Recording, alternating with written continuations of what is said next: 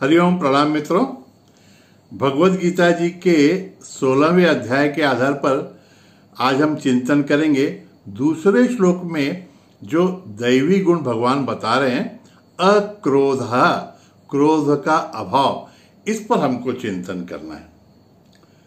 क्रोध का अभाव, अब क्रोध नहीं करना चाहिए ये तो हम सबको पता है, उसके बारे में और क्या बताया जाए। लेकिन एक बात ध्यान में रखनी है, क्रोध नहीं करना है हमको ये पता होता है तो भी हम क्रोध क्यों करते हैं? इसलिए कि हम क्रोध करते नहीं हैं, हमको क्रोध आ जाता है और उस क्रोध से एकरूप होकर हम फिर रिएक्ट करने लगते हैं, व्यवहार करने लगते हैं, तो फिर गड़बड़ हो जाती सब। तो पहले ध्यान में रखना है हमको कि हम स्वयं जानबूझकर डेलिबरेटली किसी पर भी क्रोध नहीं करते। वैसे किसी पे क्रोध करने का, गुस्सा करने का हमारा संकल्प भी नहीं रहता, इंटेंशन भी नहीं रहता कि हम किसी पर गुस्सा हो जाए, गुस्सा करें किसी पर। गुस्सा हो जाते हैं, देखिए जैसे बोला ना, गुस्सा हो जाते हैं। तो अगर गुस्से में कुछ व्यवहार करना टालना है तो सबसे पहले हमको ध्यान में रखना है कि यह गुस्सा जो है वो हमारी सेहत के लिए हानिकारक है। और जब गुस्सा आने लगता है तो हमको पता चल जाता है कि हमारा ब्लड प्रेशर धीरे धीरे बढ़ता जाता है। और ब्लड प्रेशर बढ़ना, रक्तदाब बढ़ना, ये तो हमारे लिए हानिकारक है ही है, ये तो पता है आपको। तो ऐसा क्यों करें कि जिससे हमको ही हानि हो? और क्रोध करना भी मूर्खता का लक्षण इसलिए माना जाता है क्योंकि संत कहते हैं to get angry on someone is to punish ourselves for the mistakes done by others. किसी दूसरों की गलतियों के लिए हमको ही दंडित करना माने क्रोधित होना किसी पर। तो फिर क्रोध आना स्वाभाविक है, क्रोध में प्रतिक्रिया नहीं करनी चाहिए। और हमने देखा है कि क्रोध हमेशा प्रतिक्रियात्मक होता है। तो अगर क्रोध पर नियंत्रण करना है तो क्रोध जिसका परिणाम है वह कौन सी भावना है, उस पर अब थोड़ा सा चिंतन हम करेंगे। हम लोग उस पर फोकस करेंगे कि क्रोध का कारण क्या है। हम देखेंगे मित्रों कि हर क्रोध के पीछे हमेशा कोई न कोई अपेक्षा भंग होता है। हमने कुछ अपेक्षा की रहती है और जब हमारी अपेक्षा के अनुसार हमें उसका क्रिया का नतीजा नहीं प्राप्त होता तो हम क्रोधित हो जाते हैं। कई बार हम दूसरों को, कई बार हमारे कनिष्ठ लोगों को, सबऑर्डिनेट्स लोगों को किसी काम के बारे में निर्देशित करते हैं। और बहुत बार ऐसा देखा गया है कि जब हमारी अपेक्षा के अनुसार वह कार्य नहीं होता तो उन पर हम गुस्सा हो जाते हैं। यह गुस्सा अगर हमको टालना है तो यह प्रक्रिया हमको ध्यान में लानी होगी कि मैनेजमेंट में कहते हैं कि जब हम किसी को सूचना देते रहते हैं तो उस व्यक्ति का 100% ध्यान हमारे पर कभी कभी नहीं रहता। 50% ध्यान हमारी बातों की ओर रहता है और बाकी का 50% वो हमारे चेहरे की ओर देखता रहता है और कुछ सोचते रहता है, आसपास के परिसर के बारे में और संवेदनाओं के बारे में। तो सुनता ही है वो 50% बात, उसमें से शायद 25% समझता होगा और फिर कार्यान्वयन की जब बारी आती है, उस कार्य को करने का जब अवसर प्राप्त होता है तो शायद मुख्य बात जो है उससे रह ही जाती है, वो भूल ही जाता है। और हम तो अपेक्षा करते हैं कि जैसा हमने कहा है वैसा ही काम होना चाहिए। तो मित्रों, अगर उससे हमारी अपेक्षा के अनुसार कार्य नहीं हो रहा है तो इसमें सिर्फ उसी का दोष है, ऐसा नहीं समझना चाहिए। अगर हम परफेक्शनिस्ट हैं और हमको ऐसा लगता है कि जैसा हमने कहा है वैसा ही काम होना चाहिए, तो सूचना देते समय हमको बहुत ही कॉशियस रहना पड़ेगा, सावधान रहना पड़ेगा और इस बात की गारंटी करनी पड़ेगी कि जैसा हमने कहा है वैसा ही उसने सुना और समझा है कि नहीं। बहुत बार ऐसा हो सकता है कि दूसरों को जो काम बताया है वह उनको समझ में नहीं आया, इसलिए उनसे गलती हो गई है। तो इन अवसरों पर विशेष करके जब हम कनिष्ठों से व्यवहार करते हैं तो उनकी गलतियों को क्षमा करने को हमको सीखना पड़ेगा, अगर हमको क्रोध टालना है तो। और मित्रों, गलतियां भी उनसे अगर हो रही हैं तो उनके प्रति हमको एक बहुत अच्छा सद्भाव मन में रखना पड़ेगा और क्षमा करने से उनको भी हमारे प्रति अच्छी भावना उनके मन में निर्माण होकर वे धीरे धीरे समझने लगेंगे कि हम उनसे क्या चाहते हैं। कनिष्ठों के साथ अक्सर मित्रों क्रोध ये प्रतिक्रियात्मक रहता है। हम कभी भी ये निश्चित नहीं करते कि हमको इसको डांटना ही है, इस पर गुस्सा ही करना है। इसलिए बहुत अच्छी बात हमारे सद्गुरु बताते हैं कि एक्ट, डोंट रिएक्ट। हम किसी से कुछ कह रहे हैं और उसका कुछ प्रत्युत्तर हमारी भावनाओं को ठेस पहुंचा रहा है तो हम गुस्सा हो जाते हैं।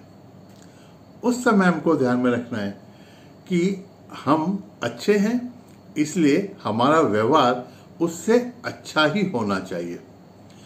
कई लोग ऐसा बोलते हैं कि मेरा तो स्वभाव है भाई, कोई मुझसे अच्छा बोलेगा, मेरे से अच्छा रहेगा तो मैं भी उससे अच्छा। अपने से किसी ने बैर लिया ना, अपने से किसी ने उल्टा व्यवहार किया ना, तो अपुन, तो ये हमारी भाषा हो जाती है।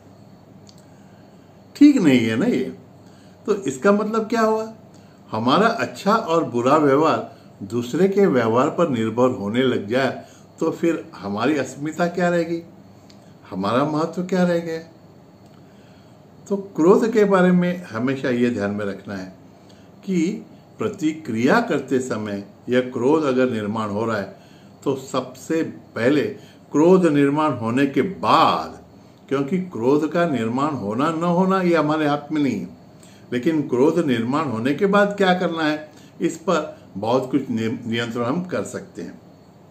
तो मित्रों, सबसे पहले तो जब हमको लगने लगे कि अभी ब्लड प्रेशर बढ़ रहा है और सामने वाले की किसी प्रतिक्रिया के निर्णय में, उसके जवाब में हम गुस्सा हो रहे हैं, तो सबसे पहले तो उस परिसर से, उस व्यक्ति के सामने से हम दूर हो जाएं और एकांत में जाकर बैठें। उस व्यक्ति से दूर हो जाएंगे तो उसके विचार अपने आप कम हो जाएंगे हमारे अंतःकरण में।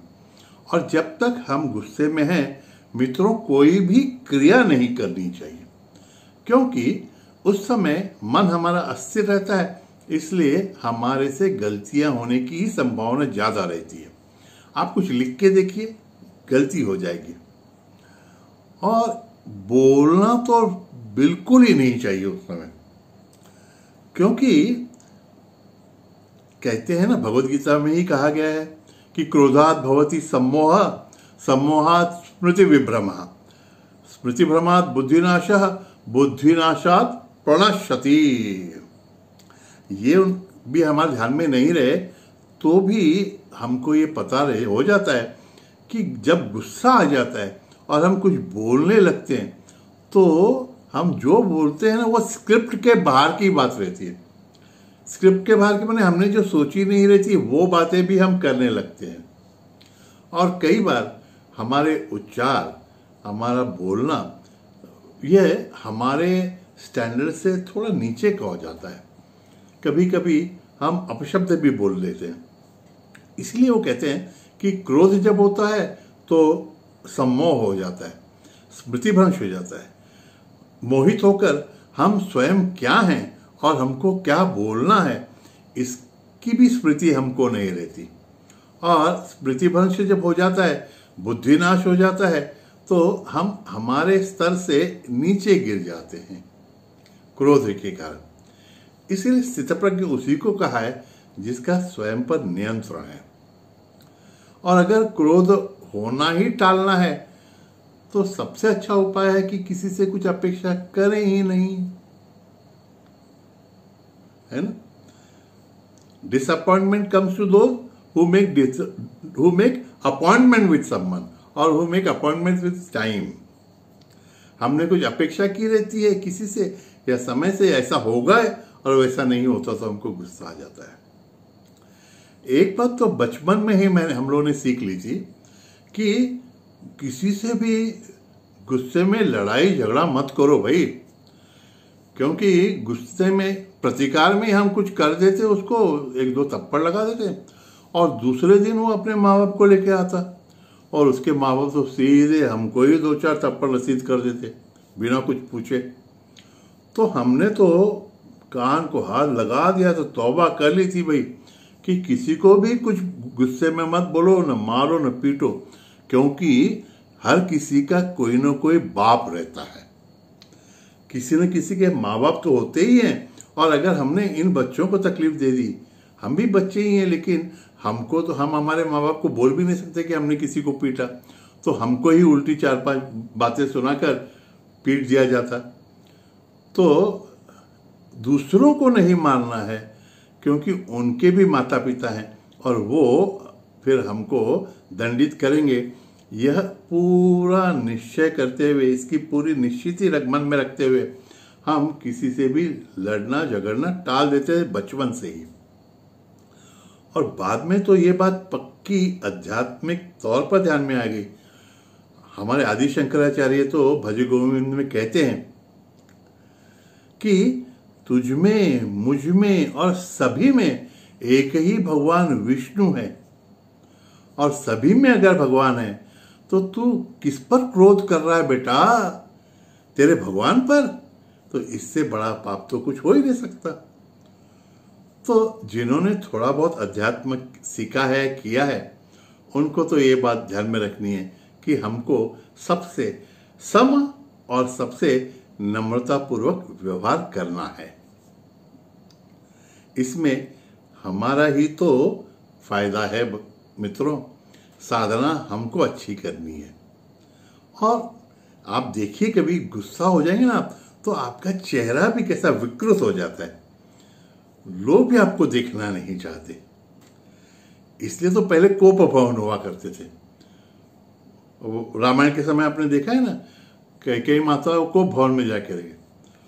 तो हमारे स्वामी विवेकानंद जी भी कहते हैं कि अगर आप उदास हैं, आप क्रोधित हैं, तो कृपा करके बाहर ही मत निकलिए, क्योंकि आपको देख कर ही आपसे कोई बात भी करने लगेगा तो आपका प्रत्युत्तर तो क्रोध से ही होगा, और फिर बेचारा उसका भी तो मूड, उसकी भी भावनाएं खराब हो जाएंगी। तो क्रोध अगर आ रहा है, क्रोध आना स्वाभाविक है, क्योंकि हम क्रोध करते नहीं हैं, क्रोध अपने आप आ जाता है। और आने के बाद क्या करना है, बस उतना हमारे पर नियंत्रण हमको रखना है। एक बात, जिस प्रकार से दूसरा कोई आदमी हमारी बात नहीं मानता है तो हमको उस पर गुस्सा आ जाता है ना, वैसे आजकल और एक बात ध्यान में आ रही है मित्रों। हमारे अंतर्यामी जो भगवान है, उसकी भी कुछ अपेक्षा रहती है कि उसकी आज्ञा के अनुसार हम कुछ करें। तो जब उसकी प्रेरणा अंतःकरण में होती है, वो कुछ करवाना हमसे चाहते हैं भगवान, और वो हम उसकी ओर, उसकी आज्ञा की ओर अनदेखा कर देते हैं, दुर्लक्ष्य कर देते हैं, तो हमारे अंतर्यामी जो भगवान है वो भी बड़े नाराज हो जाते हैं। और उनकी जो नाराजी है ना, वो क्रोध के रूप में प्रकट होती है मित्रों। तो जैसा हम दूसरों से अपेक्षा करते हैं, हम भी हमारे भगवान की, जो हमारे अंतर्यामी हैं, उनकी अपेक्षाओं के अनुसार अच्छी तरह से कार्य करें। Let us B an instrument in his hand who is in the heart of everyone. उसकी आज्ञा का पालन, उसको प्रसन्न रखें। प्रसन्नता रहेगी उसकी, हमारे अंतःकरण की, तो दूसरे पर हम क्रुद्ध होंगे ही नहीं, क्रोधित होंगे ही नहीं। प्रयत्न करेंगे मित्रों, सब कुछ हमारे लिए संभव है सद्गुरु कृपा से और ईश्वर की कृपा से। हरिओम तत्सत। नारायण नारायण नारायण।